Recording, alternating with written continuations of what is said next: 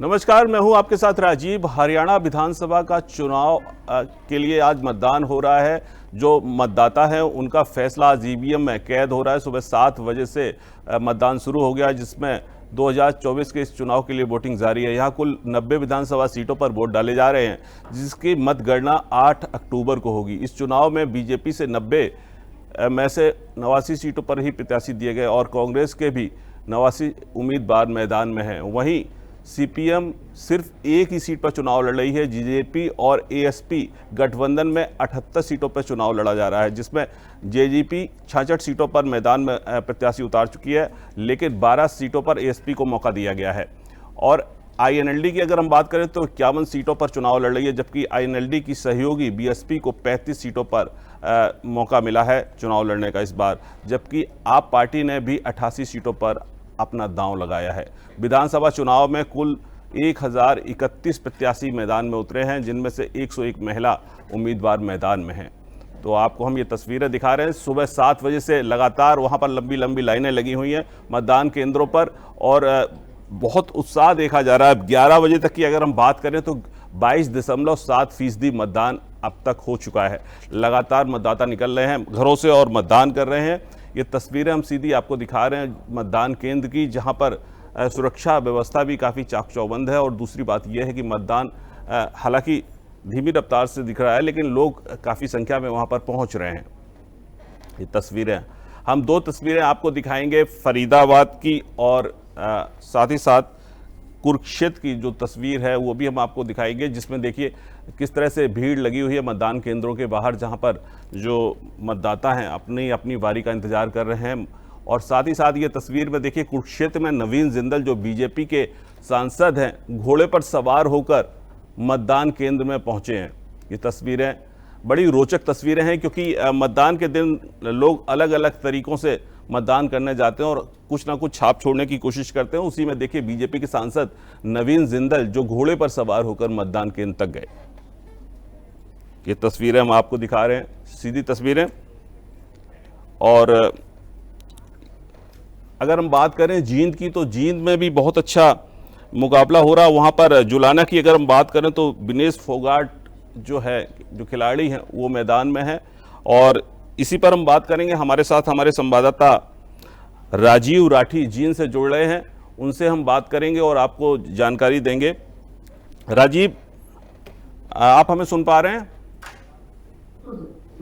राजीव, किस तरह के तस्वीरें सामने आ रही हैं, क्या देखने को मिल रहा है आपको मतदान केंद्रों के बाहर?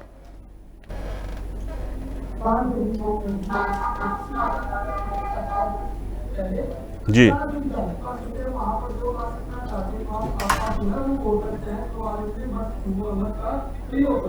जी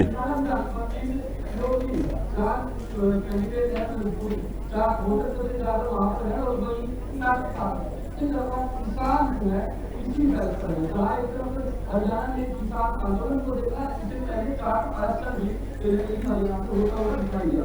और इस बार जुलाई आसपास के आगे अभी में भी बहुत लोग बची है जिन्होंने तैयारी करते हैं। अब की बारी मुद्दों से बात करो, विरोधा का बड़ा प्रभाव रहा है। हालांकि यहाँ से एंड टाइम पर जो है विनेश फोगाट को चुनावी मैदान में उतारा गया है, तो वही बीजेपी की तरफ से योगेश भद्रानी जो है वो यहाँ पर चुनावी मैदान में, लेकिन यहाँ पर विनेश फोगाट के चुनाव लड़ने के लिए यहाँ पर कुल 86 कैंडिडेट ऐसे थे जो चुनाव से चुनाव लड़ना चाहते थे। इसका बीजेपी का मान बिल्कुल राजीव, आपकी बात हो रही होगी मतदाताओं से, जो महिलाएं जा रही हैं, जो पुरुष जा रहे हैं और भी जो युवा हैं वो जा रहे हैं। जुलाना की अगर हम बात करें तो क्या कुछ तस्वीर आपकी नज़र से नज़र आ रही है? क्योंकि विनेश फोगाट जैसी खिलाड़ी हैं मैदान में, पहली बार राजनीति में आई हैं खेल के मैदान से, तो किस तरह की तस्वीरें वहाँ हैं, लोगों का क्या रुख है? आपसे बात हुई होगी मतदाताओं की।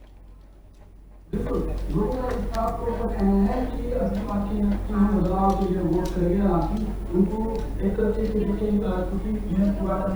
खिलाड़ी रहेगा, हाल ही में तो हुआ उनके फोटो बड़ी वायरल हुई, उसके बाद से वो इमोशनली कहना टीम के साथ हुए नजर आए। अब नाना से चीज से चुनाव में दिया गया था प्रसार की कर रही थी, तो कहीं ना कहीं विदेश को लेकर तो सुनने के लिए लोग घरों के बाहर तो तात्कालिक रहने के लिए लोग कहीं ना कहीं निकलते हुए नजर आए।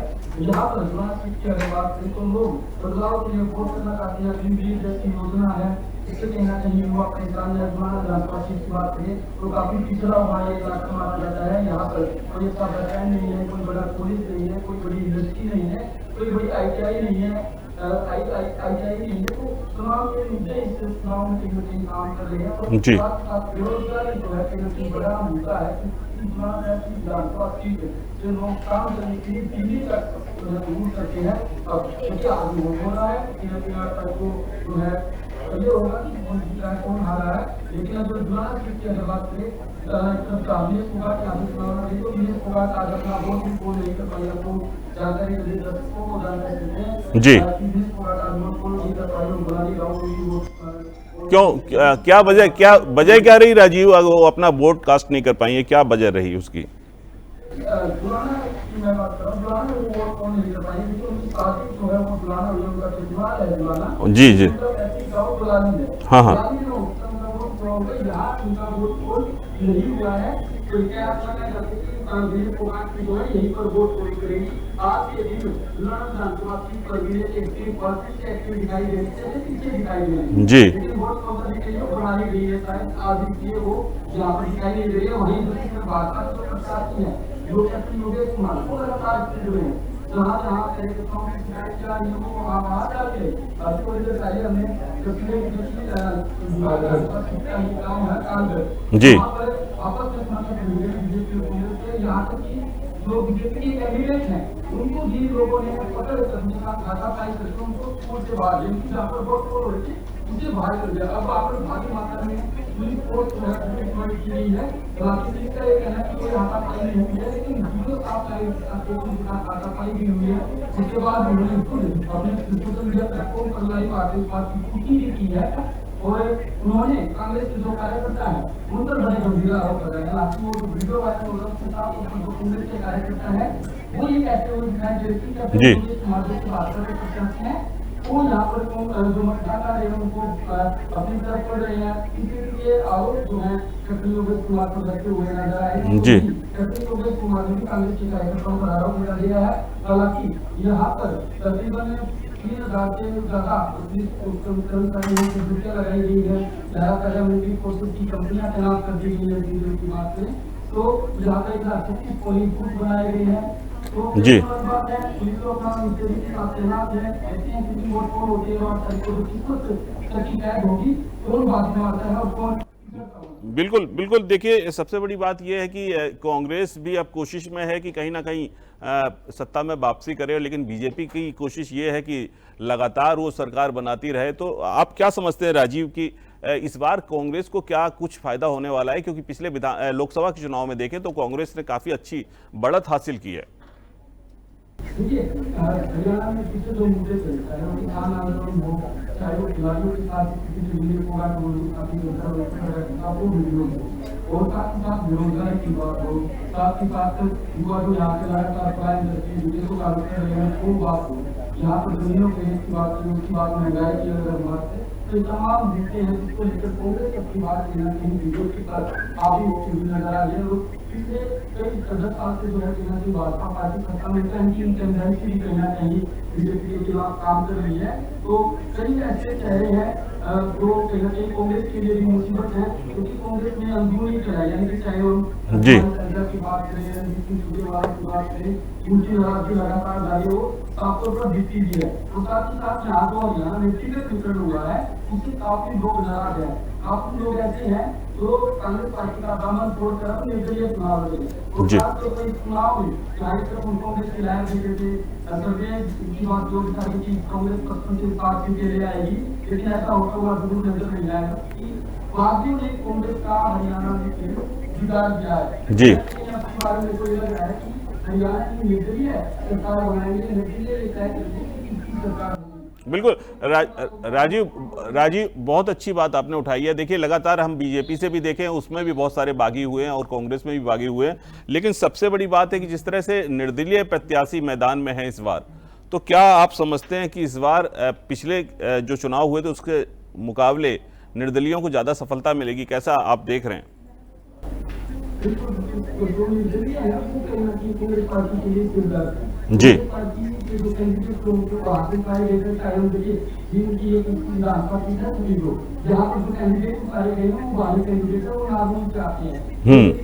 उन्होंने क्या कसर किया, भाजपा पार्टी ज्वाइन की, राहुल की मैं बात कर रहा हूँ, उसके नाम जनपद के विधायक थे और सफीदों से चुनाव लड़ रहे हैं। और सफीदों जनपद सीट की बात करें तो आज तक का इतिहास रहा है, सफीदों की जनता ने कभी भी बाहरी को जिताने का प्रयास। जी बिल्कुल बिल्कुल। बीजेपी के बाद एक केजरीवाल है, वो चुनाव लड़ रहे हैं, तो राहुल गांधी जो कांग्रेस के प्रत्याशी है वही चुनाव लड़ रहे हैं। हालांकि वहाँ पर निर्दलीय के मैदान में है, तो निर्दलीय मैदान में है वो कहीं ना कहीं कांग्रेस की है और कांग्रेस का रिपोर्ट काटने का काम कर रहे हो। कहीं ना कहीं बीजेपी को इसका इंतजार फायदा मिला है, क्योंकि बीजेपी का वोट बैंक जो हरियाणा से जुड़ा जाता है वो साइलेंट वोट बैंक हो जाता है। अगर बीजेपी साइलेंट वोट बैंक जो उनका है तो इन्होंने कामयाब रही तो कांग्रेस का वोट कहीं डिवाइड हुआ जी। बीजेपी एक बार फिर से बात जरूर नजर आएगी। कई जो आवाज जिक्र करूंगा जाने के लिए कहीं ना कहीं चुनावी दौर में अच्छे काफी पहली तरह अच्छी खासी वोट बैंक हासिल कर सकते हैं। देखिए हमारा नेता करवाना है वो कांग्रेस पार्टी के सेवा देकर निर्दलीय चुनाव लड़ रही है, हालांकि इनके खिलाफ वो पुलिस पार्टी के ही चुनाव लड़ रहे हैं। गुजरात विधानसभा सीट की बात करें वहाँ से वीरेंद्र गोगैया चुनावी मैदान में तो कांग्रेस पार्टी के लिए चुनाव लड़ रही है। ऐसे चेहरे हैं जो वोट अच्छे खासे वोट लेंगे और कहीं ना कहीं कांग्रेस का ही नुकसान करेंगे। और तीसरी अगर बात करें गुवाहाटी विधानसभा सीट की वहाँ से हरियाणा मैदान में है, उनको भी काफी अच्छा वोट बैंक मिलेगा, क्योंकि हरियाणा की बात करें हरियाणा में समाज सेवी के तौर पर उनकी तस्वीर बड़ी वायरल है, लोग उनको देखना पसंद करते हैं। वही इस साल में सावित्री जिंदल भी निर्दलीय चुनाव लड़ रही है, तो कहीं ना कहीं आपकी बात ये जो निर्दलीय है जी पार्टी के लिए एक बड़ा साबित। बिल्कुल राजीव, लेकिन सबसे बड़ी बात है राहुल गांधी ने अभी चुनाव प्रचार के दौरान स्टेटमेंट दिया था कि हरियाणा में बेरोजगारी बढ़ रही है, लोग पलायन कर रहे हैं, दूसरे देश में नौकरी ढूंढ रहे हैं, बाहर जा रहे हैं, अब्रॉड जा रहे हैं। तो क्या कुछ युवाओं का कहना है इस बार चुनाव में, किस तरह का मतदान होना है, युवाओं का क्या रुख है? युवाओं का रुख जो है बात है तो कुछ लोग इस बात पर भी सहमत है कि हरियाणा में जो भर्तियां हुई वो बिना पर्ची भर्तियां हुई, और साथ ही साथ यहाँ पर एसटीएस की जो भर्तियां हुई है उसमें अगर सीएम के आसपास के जो बच्चे एसटीएस लगे उनकी बात करें काफी ऐसे बच्चे हैं जो बिल्कुल गरीब घर से आते हैं। और हरियाणा सरकार ने भाजपा लगातार कांग्रेस पर विश्वास को लेकर आगे रही है। कांग्रेस सरकार जो थी तो पर्ची चलती थी, लेकिन हमारी सरकार ने बिना पर्ची के भर्तियां दी है। साथ ही साथ भारतीय जनता पार्टी की बात करें तो उन्होंने 2 लाख भर्तियां और करी जाएंगी चुनाव के ठीक बाद 2 लाख भर्तियां करने का होने वाला क्या है उनकी नई तैयारी मिली है। युवाओं का एक बड़ा मुद्दा आज की बात कहीं ना कहीं बेरोजगारी का जरूर है, लेकिन भारतीय जनता पार्टी के युवा इस बात को लेकर कि उन्होंने बिना पर्ची भर्तियां की है, वो मेहनत करते हैं और मेहनत के बल पर ही आराम से मिले। कांग्रेस सरकार ने युवाओं का विकास कर और बीजेपी पार्टी का लगातार कांग्रेस पर ही हमला कर रही है कि सब पर्ची चलती थी। और कांग्रेस के अगर चुनाव की बात करें बिल्कुल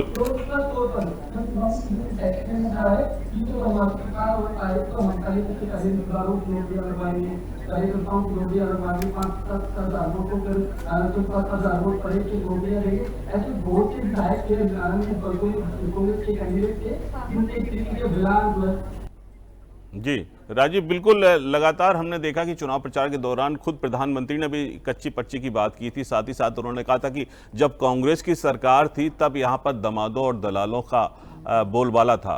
तो इसका भी कोई असर देखा जा रहा है? जी देखिए इस तरह अगर उसका की बात करें प्रधानमंत्री नरेंद्र मोदी की बात करें और लगातार उन्होंने हरियाणा में कई सभाएं की है जी मोदी साहब आगे तो कहते हैं मोदी वैसे चलना शुरू हो जाता है। प्राथमिकता है वो लगातार है, लगातार यहाँ पर उन्होंने सभाएं की है।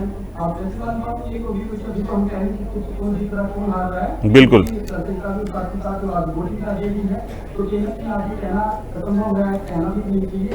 मैं मानता हूँ कि 8 तारीख को जब इंडियन से थोड़ा सा होगा पता लगेगा कि कौन हावी है, कौन कितनी सीटें ले रहा है, तब ये पता लगेगा कि हरियाणा में सरकार कौन बना रहा है। लेकिन हरियाणा के जो मुख्यमंत्री हैं नायब सिंह सैनी वो ये फोकस कर चुके हैं कि पिछले दिनों में एक भर्ती निकाली थी जिसमें कांग्रेस के कार्यकर्ता जिन्होंने तो उन भर्तियों को लेकर हाईकोर्ट में जो सरकार ने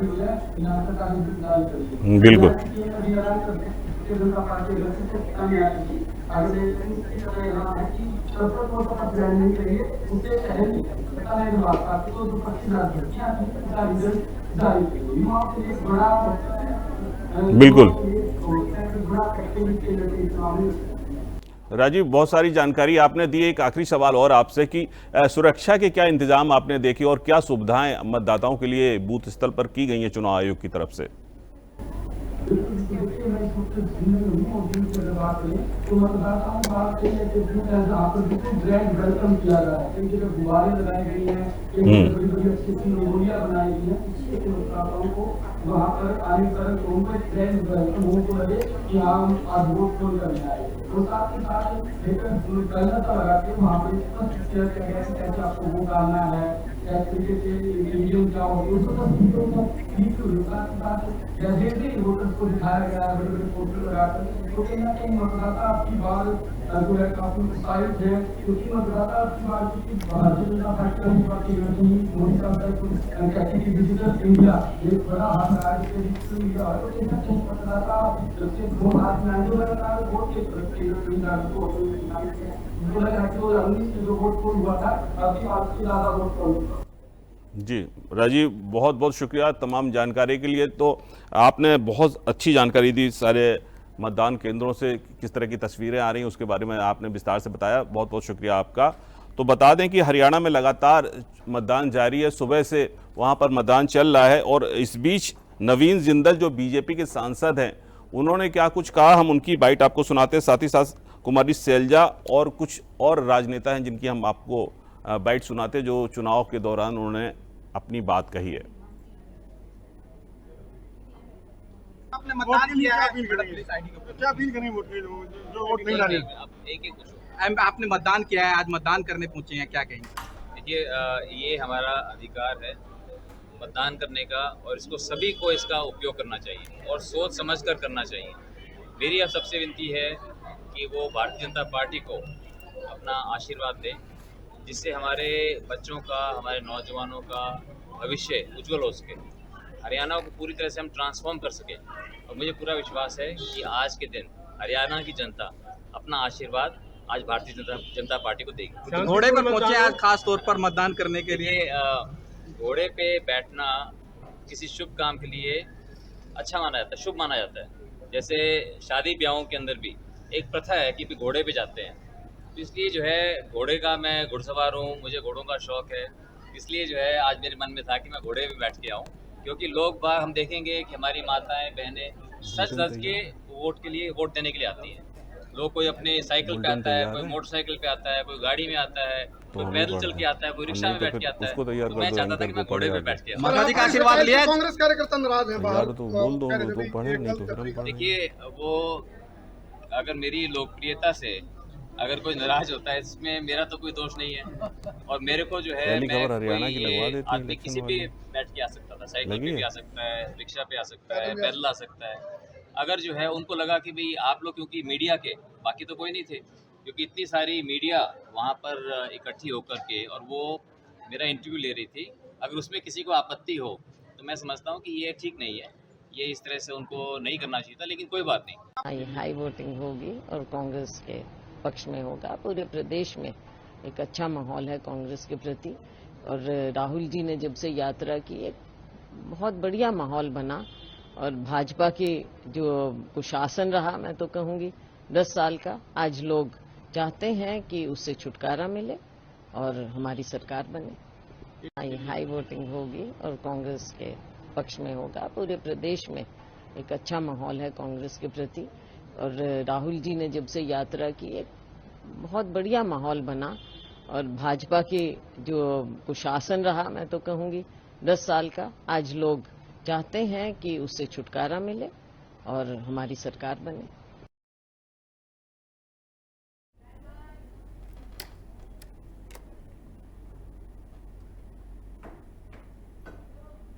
तो आपको बता दें कि हरियाणा में सुबह 7 बजे से मतदान जारी है और हरियाणा में लगभग 2.5 लाख मतदाता चुनाव में प्रत्याशियों की किस्मत का ताला खोलेंगे। हरियाणा में सिर्फ 2 करोड़ 35 लाख से अधिक मतदाता हैं।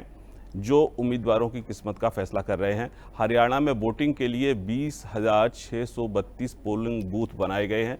वहीं अब की बार वोट डालने के लिए वोटर मोबाइल को साथ नहीं ले जा सकेंगे।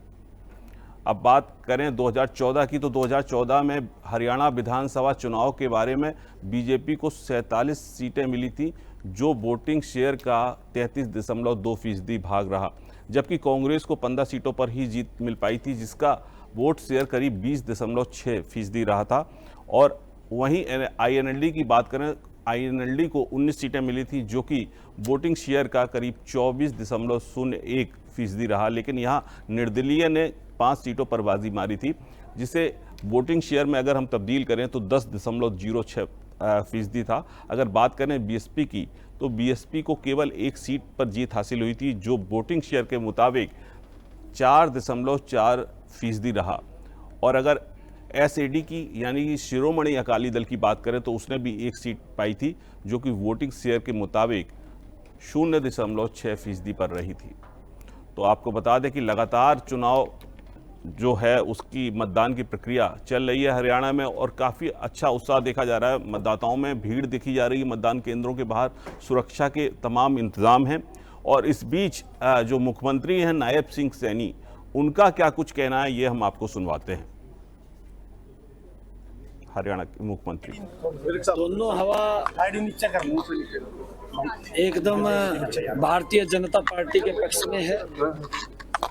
हरियाणा की हवा भी तीसरी बार सरकार बना रही है, और लाडवा से भी बड़े मार्जिन के साथ यहाँ से कमल का फूल खिल रहा है, वो भी चंडीगढ़ जा रहा है। और तीसरी बार हरियाणा में भारतीय जनता पार्टी की सरकार बन रही है। कितनी सीटें आ रही हैं और ग्राउंड लेवल पे आपके पास तो सारी रिपोर्ट आ गई है। शाम को बता दूंगा आपके साथ, आप मेरे को पूछना पूरी सीटें बताइए। क्या कहेंगे सर? कांग्रेस का जो गुब्बारा है वो झूठ का है, झांसे का है, लूट का है, और शाम तक जनता फोड़ने वाली है। और 8 तारीख को उसमें कुछ दिखाई नहीं देगा, वो खाली है, झूठ का है। सैनी साहब, कांग्रेस कह रही है कि 70 पार इस बारी, कांग्रेस कह रही है कि 70 पार इस बारी हमारी सीटें जाएंगी। कांग्रेस को सपना लेने को कोई नहीं रोक सकता, वो सपना ले सकती है। उन्होंने सपना मध्य प्रदेश में भी लिया, उन्होंने सपना छत्तीसगढ़ में भी लिया। सपना लेने में तो कोई दिक्कत नहीं है, ले सकते हैं, परंतु वो अपने कार्यों को देखें। किस प्रकार से उन्होंने भ्रष्टाचार, किस प्रकार से लोगों को लाइन में खड़ा किया, विकास के अंदर बाधा बने, क्षेत्रवाद उनके विकास के अंदर रहा, और परिवारवाद के कारण से, और दलितों के ऊपर जिस प्रकार का उन्होंने प्रताड़ना किया, दलितों को लगातार कांग्रेस पार्टी अपमानित करती रही। उनके विकास के बारे में दलितों की कोई योजना कांग्रेस ने आज तक नहीं बनाई। आज देश का, प्रदेश का हमारा जागरूक मतदाता इस बात को समझ रहा है कि कांग्रेस का जो चेहरा है वो 2 प्रकार के चेहरे हैं। वो चेहरे बात तो करते हैं ईमानदारी की, काम लूटने का करते हैं, ये 2 चेहरे उनके। तो तीसरी बार भारतीय जनता पार्टी की सरकार बड़े मैंडेट के साथ तीसरी बार आ रही है। तो आपने सुना सीएम नायब सिंह सैनी को, जिन्होंने बताया कि किस तरह से मतदान की प्रक्रिया जो है चल रही है। आमतौर पर मतदान काफ़ी शांतिपूर्ण है। एक आध जगह से छुटपुट जो है आपसी झड़प की बातें सामने आई हैं, लेकिन मतदान काफ़ी हद तक शांतिपूर्ण चल रहा है। अभी तक 11 बजे तक की अगर हम बात करें तो 22.7% मतदान हुआ है। उम्मीद है कि शाम को जब मतदान की प्रक्रिया समाप्त होगी तब तक एक अच्छा अनुपात देखने को मिलेगा, अच्छा एक वोटिंग % देखने को मिलेगा। फिलहाल अभी के लिए फ़िलहाल इतना ही। आप बने रहिए हमारे साथ। नमस्कार।